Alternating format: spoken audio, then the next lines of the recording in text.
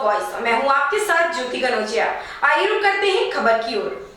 केरल सरकार ने गुरुवार को राज्य में पूर्ण लॉकडाउन लगाने का ऐलान कर दिया है। कोरोना महामारी पर काबू पाने के लिए 8 मई से पाबंदियां लागू कर दी जाएंगी, जो 16 मई तक बरकरार रहेंगी। बता दें कि केरल में पिछले 24 घंटे के दौरान 42,000 से ज्यादा नए मामले सामने आए हैं, जिसके बाद लॉकडाउन लगाने का फैसला लिया गया है। इसके अलावा राज्य के कई जिले में पॉजिटिविटी रेट 25% से ज्यादा हो चुकी है।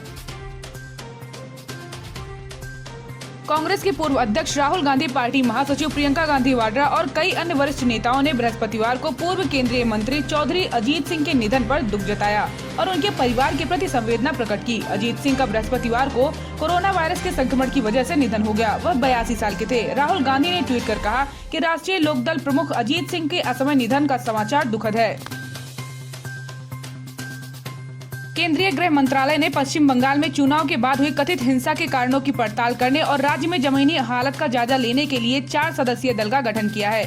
अधिकारियों ने बृहस्पतिवार को बताया कि मंत्रालय के अतिरिक्त सचिव के नेतृत्व में दल पश्चिम बंगाल के लिए रवाना हो गया है। कांग्रेस के वरिष्ठ नेता पी चिदम्बरम ने बुधवार को दावा किया कि देश में कोरोना वायरस की जांच की संख्या घटा दी गई है, जिस कारण संक्रमण के मामलों में गिरावट नजर आ रही है। उन्होंने यह भी कहा कि लोगों को बेवकूफ बनाने की बजाय सरकार को रोजाना कोविड की जांच की संख्या बढ़ानी चाहिए। पूर्व वित्त मंत्री ने ट्वीट कर एक चार्ट भी शेयर किया है, जिसमें दर्शाया गया है कि कुछ दिनों पहले तक 18-19 लाख जाँच हो रही थी, लेकिन पिछले 2-3 दिनों में जांच की संख्या 15 लाख के आसपास कर दी गई है। चिदम्बरम ने कहा कि कोई हैरानी की बात नहीं है, यह संक्रमण कम होने का सबूत नहीं है। कम जांच करो, संख्या कम आएगी।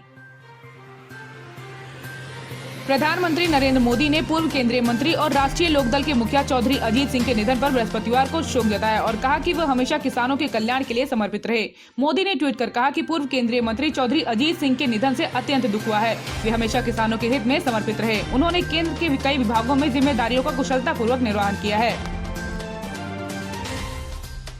देश में कोरोना संक्रमण की दूसरी लहर के प्रकोप से निपटने के लिए सिटी बैंक ने बुधवार को 200 करोड़ रुपए देने की घोषणा की। सिटी बैंक के अलावा अमेरिका की फार्गो कंपनी ने $30 लाख, स्वीड बैंक ने $15 लाख और अपोलो ग्लोबल मैनेजमेंट ने $10 लाख मदद के तौर पर देने की घोषणा की। देश में कोरोना संक्रमण के प्रतिदिन सामने आ रहे 4 लाख मामलों में 35,000 मौत के बीच वैश्विक कंपनियों और विशेषकर प्रौद्योगिकी क्षेत्र की कंपनियों समेत कई देशों ने भारत को मदद करने की घोषणा की है। कोरोना वायरस की दूसरी लहर का कहर भारत की स्थिति को लगातार खराब करता जा रहा है। कोरोना के आंकड़ों में अब तक सबसे बड़ा आंकड़ा देखा गया है। भारत ने गुरुवार को 4.12 लाख से अधिक ताजे मामले सामने आए हैं। 24 घंटे में लगभग 4,000 मौतों की सूचना दी गई है। भारत के शीर्ष वैज्ञानिक सलाहकार ने कहा कि कोविड संक्रमण की एक तीसरी लहर अपरिहार्य है और इस नई लहर के लिए तैयार रहना आवश्यक है।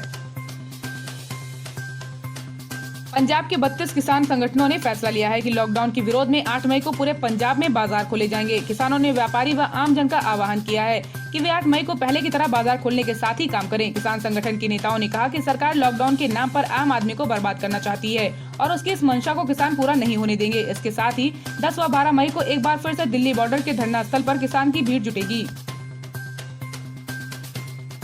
कालाबाजारी करने वालों से बरामद ऑक्सीजन सिलेंडर और रेमडेसिविर इंजेक्शन जरूरतमंदों को दिए जाएंगे। एडीजी कानून व्यवस्था के निर्देश पर पुलिस कमिश्नर डीके ठाकुर ने इसके लिए कानूनी कार्रवाई शुरू कर दी है।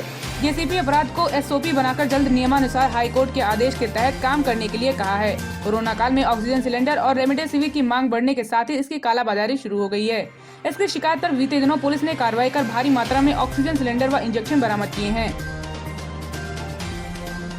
मेरठ में कोरोना पीड़ितों के इलाज में प्लाज्मा का संकट लगातार गहराता चला जा रहा है। तीमारदार सोशल मीडिया से लेकर अस्पतालों में प्लाज्मा के लिए मदद मांग रहे हैं, मगर मदद नहीं मिल रही है। प्लाज्मा की सबसे ज्यादा परेशानी हो रही है। इसके पीछे बड़ा कारण है कि मरीजों में प्लाज्मा का दान करने के प्रति उदासीनता। दोबारा संक्रमण में न हो जाए या परिवार में किसी को अचानक प्लाज्मा की जरूरत न पड़ जाए, इस डर से डोनर आगे नहीं आ रहे हैं। इस सोच के चलते ठीक हुए मरीज प्लाज्मा देने से बच रहे हैं। वहीं अस्पतालों के पास भी प्लाज्मा नहीं है। ऐसी ही बड़ी खबर से जुड़े रहने के लिए आप देखते रहें पीस ऑफ वॉइस।